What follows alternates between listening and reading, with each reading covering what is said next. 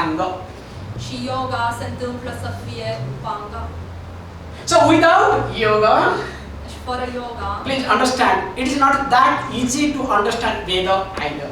nu este atât de ușor să înțelegi Veda de asemenea. So here, when we come together, let us say on this great occasion, Acum, când suntem toți împreună în această ocazie extraordinară, so I want you to really understand few points. aș dori ca voi să înțelegeți câteva puncte. All over the world, yoga is popularly known as one of the exercise. În toată lumea, yoga a devenit bine cunoscută ca o formă de exercițiu fizic. Do you agree? Sunteți de acord? So if you agree, thank you very much. If you don't agree, please listen to me. Dacă agreați, vă mulțumesc. Dacă nu agreați, am să vă rog să mă ascultați cu atenție. Because if you agree, nothing will enter in your ear. Pentru că dacă agreați că yoga este o formă de exercițiu fizic, nu o să intre nimic din ceea ce am să spun. So if you don't agree, please listen to me so that your eyes maybe will be much more open. Și dacă nu sunteți de acord, atunci vă rog să mă ascultați, poate că ochii voștri se vor deschide și mai tare. Remember, yoga is not a mere exercise. Yoga nu este doar un exercițiu. So when we talk about yoga, Atunci când vorbim despre yoga, we can look at it from different angles. ne putem uita din diferite perspective. So we can look at yoga from popularly known as from Patanjali standpoint. Please. Putem să ne uităm la yoga din perspectiva lui Patanjali. Also we can look at it from Vedanta standpoint. Putem să ne uităm din perspectiva Vedante. Especially Bhagavad Gita from the standpoint of Bhagavad Gita. Și în special din perspectiva Bhagavad Gita. We can look at yoga from different standpoint, absolutely no problem. Putem să ne uităm la yoga din diferite perspective. Remember, this yoga stands for wellness. Dar amintiți-vă că yoga stă pentru starea de bine. Quickly let us look at Patanjali Yoga Sutra. Dacă ne uităm la Patanjali Yoga Sutra, Then we'll come back to Bhagavad Gita. după care vom reveni la Bhagavad Gita. Unfortunately, Patanjali Yoga Sutra is highly misunderstood. Din nefericire, Yoga Sutra lui Patanjali este înțeleasă greșit. Because you know, always I make a joke, let me also make a joke here. Pentru că știți că eu de obicei glumesc și eu să fac și aici o glumă. India exports two type of people. India exportă două tipuri de persoane. So who are they? Cine sunt ei? One is software engineers. Unii sunt inginerii softiști. So what do they do? Și ceea ce fac? They create bug in others' computer and later on they fix it. Creează virus în computere celorlalți, după care le repară. All over the world, wherever you go, you will see software engineers. Oriunde te duci în lume, o să vezi ingineri softiști indieni. Actually, I'm proud of them. Do you know why? Sunt foarte mândru de ei și știți de ce? They know how to make bug and how to fix it. Pentru că știu cum să producă virus și cum să-i repare. And another export we have. Avem și un alt tip de export. Do you know what is that? Și știți care este acela? Yoga teachers.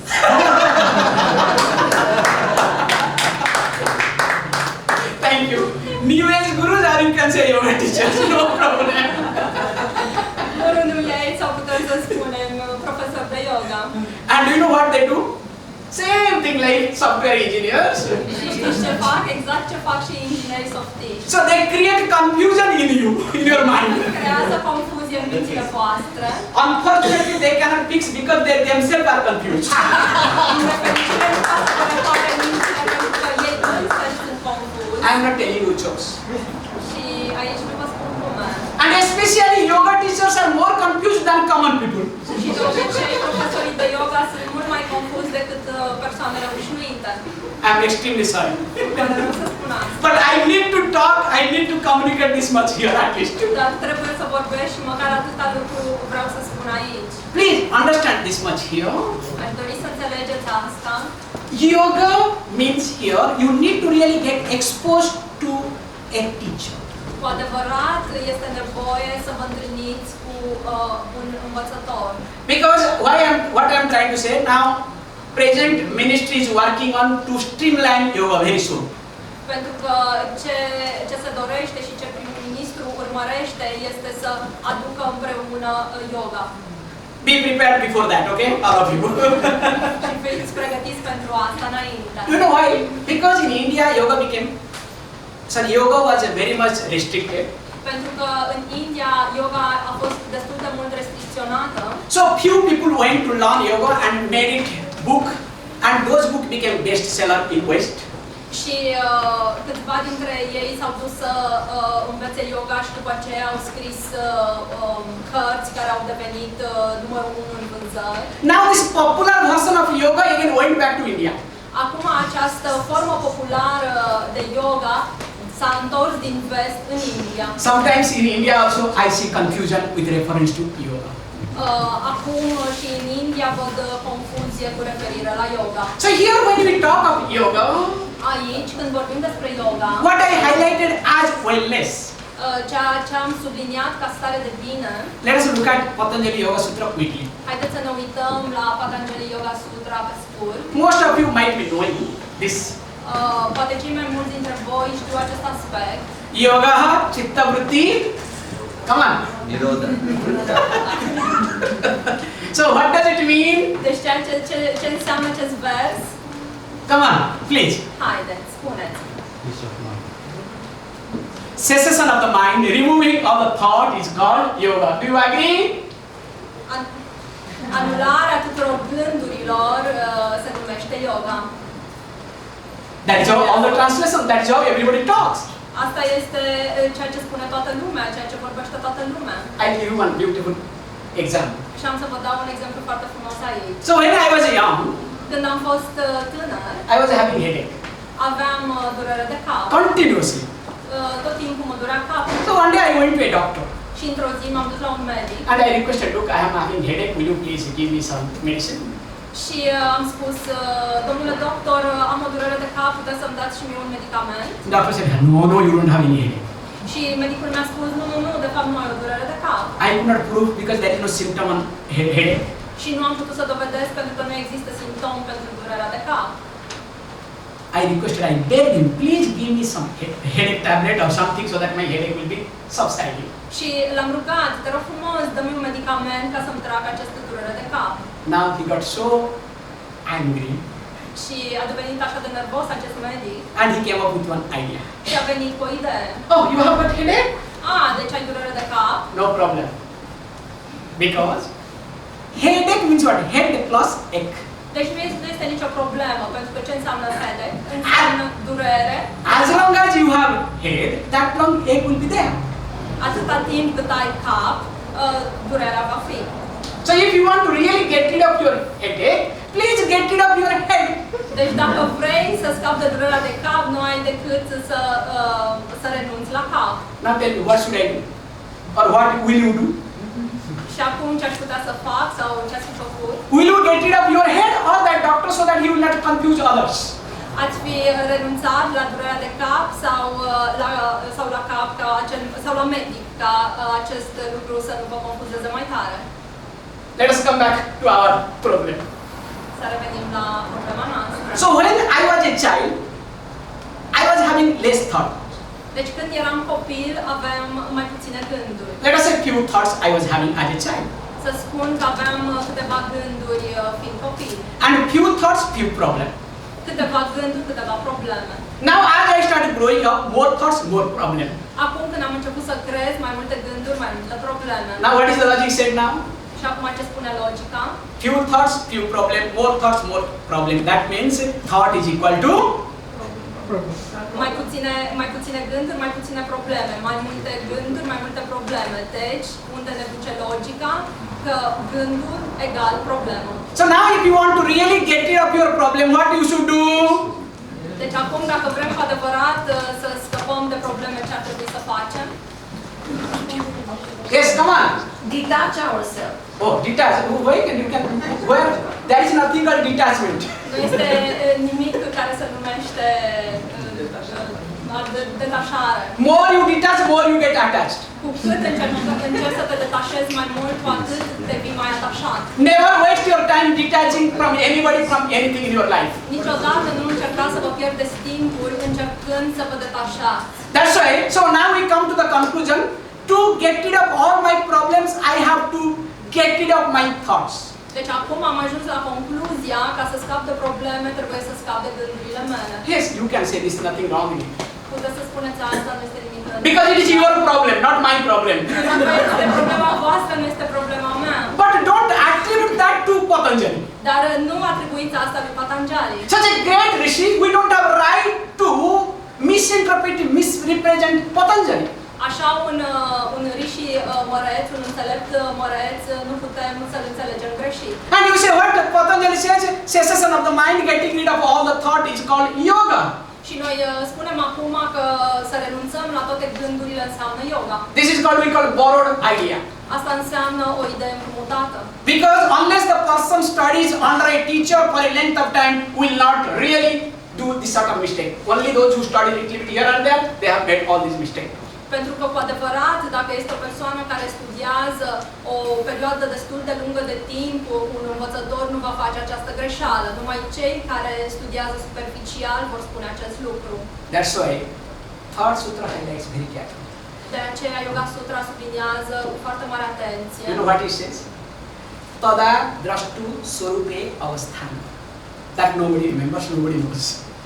It means, in Sanskrit we have, in English as, if you use the word then, that means when is required. Without when there cannot be then. Deci, în sanscrită, și asta încercăm să traducem acum prin engleză, de fiecare dată când folosim cuvântul atunci, folosim și cuvântul când. So, tada word is being used. It means it presupposes the word yada somewhere. Deci un cuvânt care precede celălalt cuvânt. So now we need to take these two sutras together. Acum trebuie să luăm aceste două sutre împreună. Then only we will be able to understand what is yoga. Doar atunci vom putea înțelege ce este cu adevărat yoga. Now let me take quickly in Sanskrit, then I'll come to English. Am să spun pe scurt, am să spun repede în sanscrită, după care voi reveni la engleză. Yada drashtu swarupe avasthanam tada chitta vritti nirodhaha yoga, you can say iti uchyate. Means when the seer is abiding within one's own self. Când cel care vede are o bună înțelegere a sinelui, all thought ceases. Toate gândurile se dizolvă. That is yoga. Și aceasta este yoga. How? Please understand. To play the role of a father or mother. Dacă vrem să jucăm rolul unei mame sau a tatălui, Or any role. sau orice tip de rol, Do you need a thought or not? ai nevoie de gând sau nu? Definitely. Without a thought, you cannot play any role. Fără gând nu putem să jucăm niciun rol. But to be with yourself, Dar ca să fim cu noi înșine, do you need any role? avem nevoie de un rol. To become someone, something, you need a role. Ca să devenim ceva, cineva, avem nevoie de un rol. Whereas to be with yourself, you don't need any thought or anything. Dar în timp, ca să fim cu noi înșine, nu avem nevoie de niciun rol, nu avem nevoie de nimic. And that is what called yoga. Și asta este ceea ce se numește yoga. A yogi by default is a healthy person. Un yogin, prin definiție, este o persoană sănătoasă. That is how we highlight in Sanskrit. That person is a healthy, called swasthya, we talk in Sanskrit. Deci, așa cum spune Shastra, un yogi este o persoană sănătoasă. Do you know what is swasthya? Very nicely. Swasmin tishtati iti swastha. The one who abides within one's own self.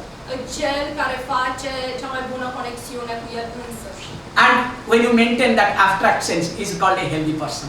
Și când poți să menții asta pe o perioadă lungă de timp sau în mod constant, numim o persoană sănătoasă. And that is how the medical science highlights. Și așa medicina subliniază.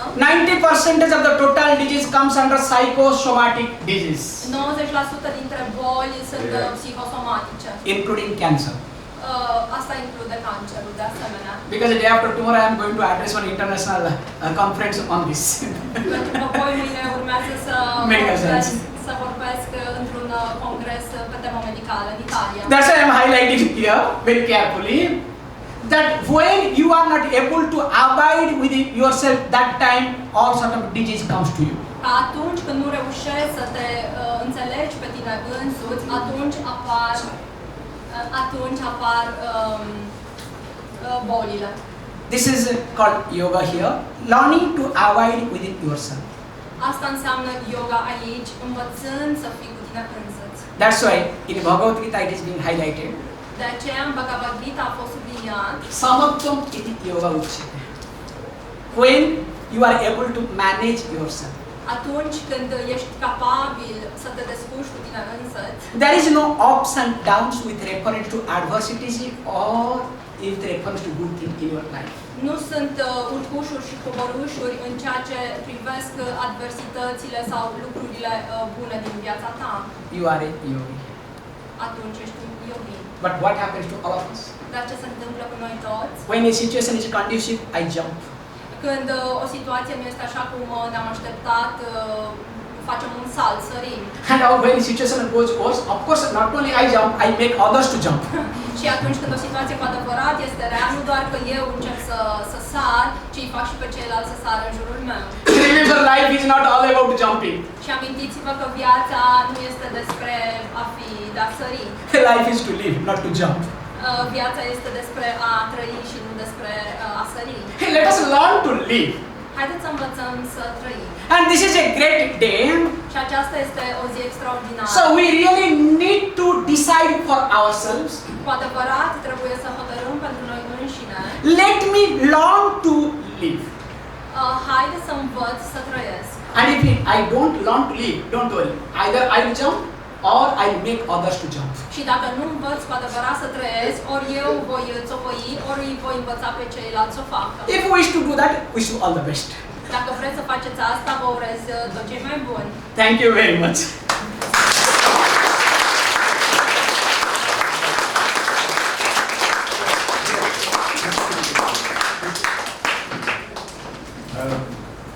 Ever since Lord Shiva gave the word, the Om, which is an invocation to God Almighty, over the last 5,000 years in particular, people like Swamiji have been spreading the message of hope globally, the message of love, the message of compassion, the message of inclusiveness. We are, like I mentioned initially, quite likely the spiritual capital of the world. The significance of Om also stems from the fact that you have Amin in Islam, you have Amen in Christianity, and then you have Aum. The three letters common to all these three words are alphabets A, U, Ma. And therefore, I think every meditation or every spiritual practice or procedure in India invariably begins with Om. I'll not speak for longer than I should. I'm sure all of you all have had a long day. We have had two fantastic events in Cluj-Napoca. One was the Textilvania. Swami was mentioning about technology. And we also had yoga. So it was both spirit and spirituality. We had a good response. We are also grateful to the Bucharest University for giving us a chance to organize the International Day of Yoga there. But one last comment, we are now taking yoga to the Strijari Country Club on the 25th, which is a Sunday, right? The coming Sunday. We will be delighted. It's a free yoga session. And I would very strongly recommend those of you all who are interested in India and Indian culture to kindly reach Strijari Country Club. We begin at 10 o'clock and it's a maximum 1.5 hour session. I'm sure all of you all will benefit from the 1 hour procedure. Once again, Swamiji, thank you very much. It's been a great honor that you have graced the Indian Embassy and that we were fortunate to release your book on this very, very auspicious day when Dakshinayana begins in the Indian belief system. I also want to introduce to you, Swamiji, the team leader of our audit team. He is an officer of the civil services from the 2003 batch. Do you have any anything? Get on. See, it's like love and child. But once in a while, if you don't give a chocolate, what is the purpose of giving love? We'll get. Juliana, can I have your back? Thank you. Please. Great pleasure. He has come to advise us on how we can live better and work better. With those words, anything else remains, Partha? Thank you very much, all of you, for coming. And thank you. Thank you.